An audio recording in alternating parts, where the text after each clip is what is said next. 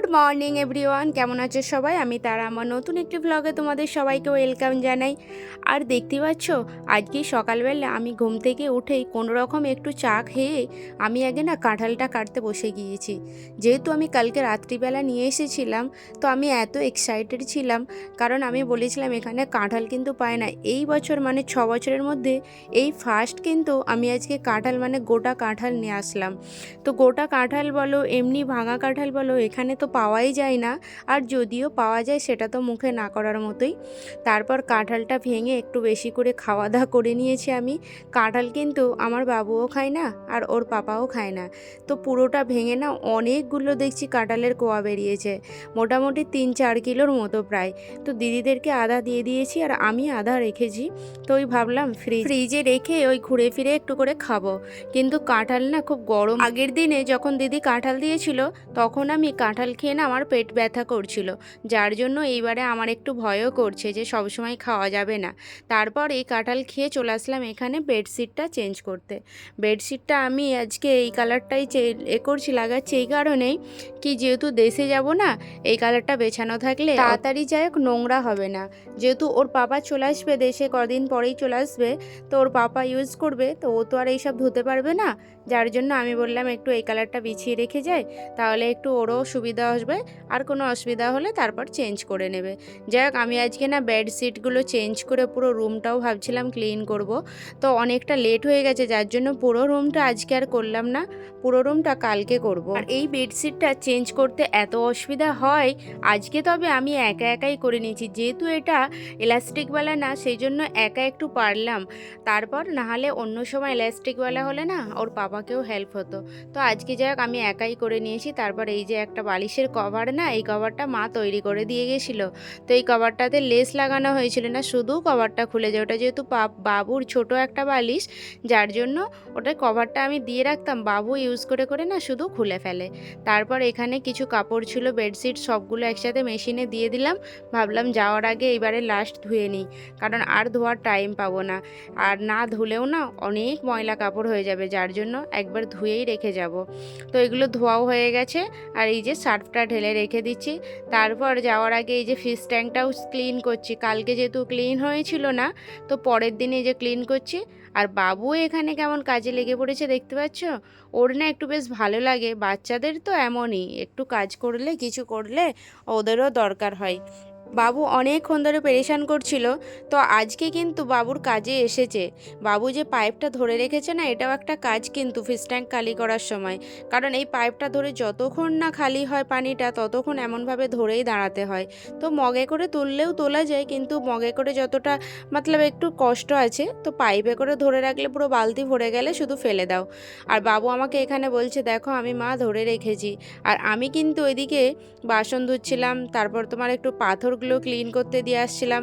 তো বাসনগুলো এদিকে ধুতে ধুতে দুবার ওখানে যেতে মানে যাতায়াত করতে না একটু অসুবিধাই হচ্ছে, যার জন্য বাবুকে বললাম তুমি একটু ধরে দাঁড়াও, তাহলে আমি এদিকের বাকি কাজগুলো সেরে নিই, কারণ লেটও হয়ে গেছে না, স্নান করতে হবে, খাওয়া দাওয়া করতে হবে। তারপর এখানে কটা বোতলগুলো ছিল, ভাবলাম আজকে একটু বোতলগুলোও ক্লিন করে রেখে দিই। তো দেশে যাব যেহেতু, তো সেই জন্য ভাবলাম কতদিন আর ক্লিন হবে না, তো একেবারে ক্লিন করে রেখেই যাই, এসে তারপর আরেকবার করে নেবো। তো এই যে এখানে সার্ফ দিয়ে ভালো করে করে রেখেছিলাম, আর আমি কিন্তু বোতলগুলো না সার্ফ দিয়েই ধুই। কে কী দিয়ে ধুই জানে না, তবে দেশেতে মা দিদিরা দেখতাম একটা কি সুন্দর একটা কি লিকুইড জিনিস পাওয়া যায় বোতল ধোয়ার জন্য, ভাবছিস এইবারে দেশে গিয়ে না ওইটা একটা আনবো, তো বোতলগুলো ধুতে সুবিধা হয়।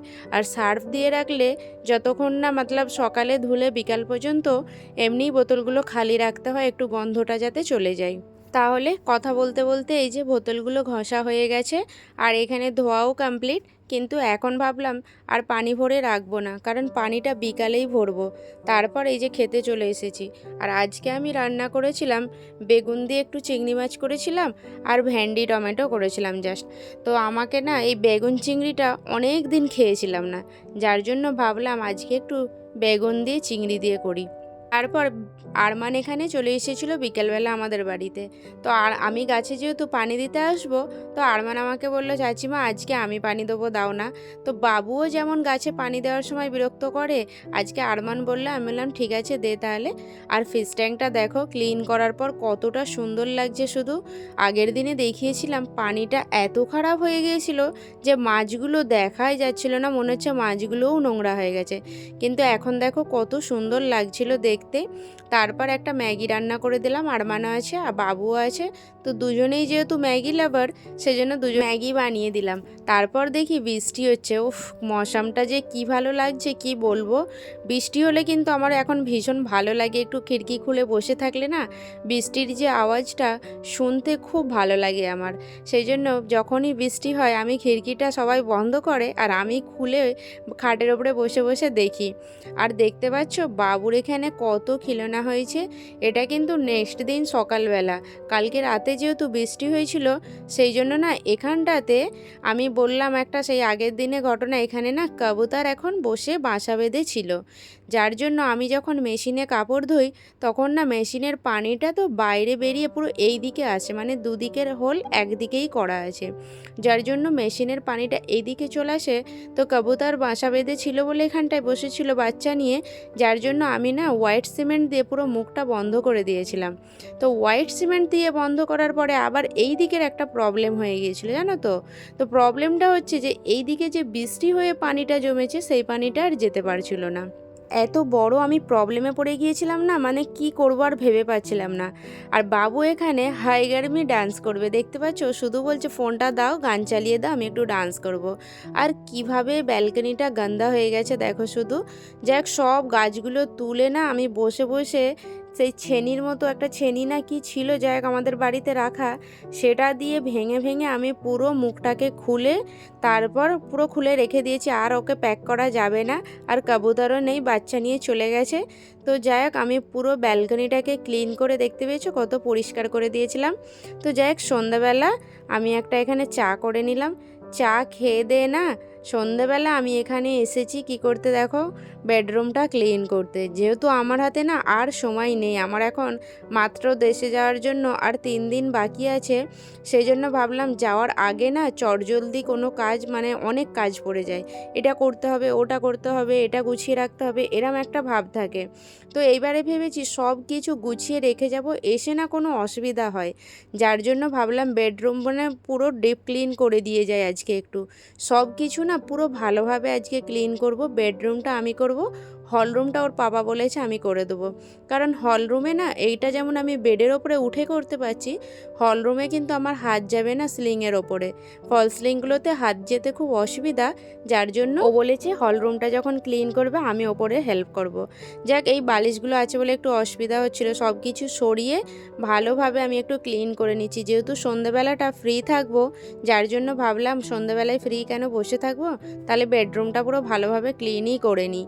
কারণ আমি জানি আমার কাছে আর টাইম নেই, বাজার টাজার যাতায়াত হচ্ছে, তো সেই জন্য রান্না খাওয়া এটা ওটা করতে অনেক সময় লাগে, সেজন্য আর দিনের বেলাতে এতটা টাইম হয়ে ওঠে না।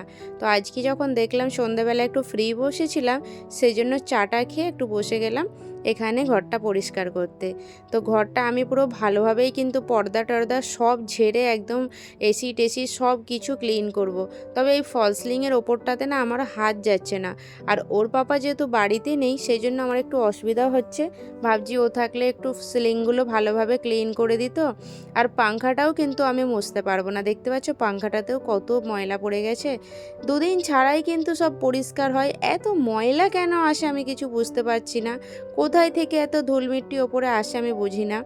যাক এটা আমার ভালোভাবে ক্লিন করা হয়ে গেছে, আর এইগুলো একটু ভালোভাবে সব পরিষ্কার করে নিচ্ছি। এগুলোতে না পানি দিয়ে আবার মোছা যায় না, পানি বলতে কি এতে কলিন টলিন মানে মোছা ভিজে কাপড় কিছু দেওয়া যাবে না, শুধু ক্লিন শুকনো কাপড় দিয়ে ওটা পরিষ্কার করতে হবে। তো ওইগুলো যেহেতু একদম কাঁচের মতো না বোর্ডগুলো আছে, যার জন্য বোর্ডেতে বলেছে পানি না লাগানো হয়, পানি লাগালে পুরো বোর্ডগুলো চটে যাবে। তো পুরো তো 4টে দেওয়াল ভালোভাবে হয়ে গেছে, আলমারি টালমারি সব ঝেড়ে নিয়েছি। এবার শুধু ড্রেসিং টেবিলটার পালা। আর ড্রেসিং টেবিলটা যেহেতু সব সময় ইউজ করা হয়, যার জন্য এখানে যেন ময়লাটা আবার বেশি আসে। আর এগুলো সব কিছু ক্লিন করতে গেলে না সব খুলে সরিয়ে এ করে করতে হয়। আর আমার বাবুর যত কাজ যেন এই ড্রেসিং টেবিলের ওপরেই থাকে। ও সব সময় এখানে খেলাধুলা এই ড্রেসিং টেবিলের ওপরে ওঠে, ল্যাম্প লাগাচ্ছে এ লাগাচ্ছে। ও কখন ইলেকট্রিকওয়ালা মানে কখন কি হয় ওই জানে, কিন্তু ওর যত কাজ এখানটাতেই উঠে করতে হবে। যাই এগুলো সব কিছু ভালোভাবে আমি ক্লিন করে রেখে যাচ্ছি। কিন্তু যদি 15 দিন পরেও আসি দেশ থেকে না, তারপরেও এসে দেখবো এত ময়লা হয়ে গেছে। কারণ এত ওপরেও যদি এত ময়লা আসে কি আর করা যাবে, তাই না?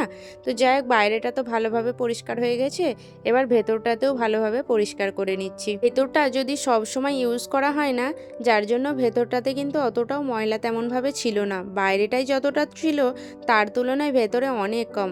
আর এটার ভেতরে না সবসময় এতটা নোংরা হয়ে থাকে। এই যে দেখতে পাচ্ছ, এখন আমি ক্লিন করছিলাম, ও চলে আসলো, ও আমাকে বলছে সব কিছু আমি সেট করব, দাও। ওকেই দিতে হলো, ওই সেট করছে, দেখো কেমন করে সব রাখছে। আরে বাবার এই চিরুনিটা কোথায় রাখার দরকার আর ও কোথায় রাখছে দেখো না।